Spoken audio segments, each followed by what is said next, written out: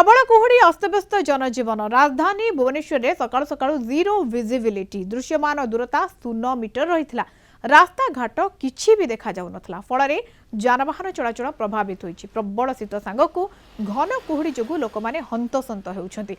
प्रबल कुहुड़ी पाई भुवनेश्वर विमान बंदर में विमान चलाचल प्रभावित होइछि। केवल राजधानी भुवनेश्वर नुहे राज्यर विभिन्न स्थान में कुहुड़ी लागी रहितला आ 4 दिन घन कुहुड़ी रहिछि। जगतसिंहपुर पुरी कटक और खोर्धारे घन कुहुड़ीर आशंका रहितिबा नै ऑरेंज वार्निंग जारी करा जायछि।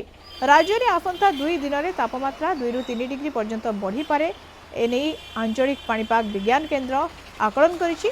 या परे पुणी पारद स्तर निम्नगामी हेबो और परवर्ती समय तापमात्रा आहुरी 2 ରୁ 4 डिग्री पर्यंत खसी आसिबो। फल आगकू भी शीत लहरी जारी रहिबो। आसंता 6 तारिख पर्यंत राज्य में घन कुहुड़ी आशंका रहितिबा पाणीपाग विभाग कहिछि।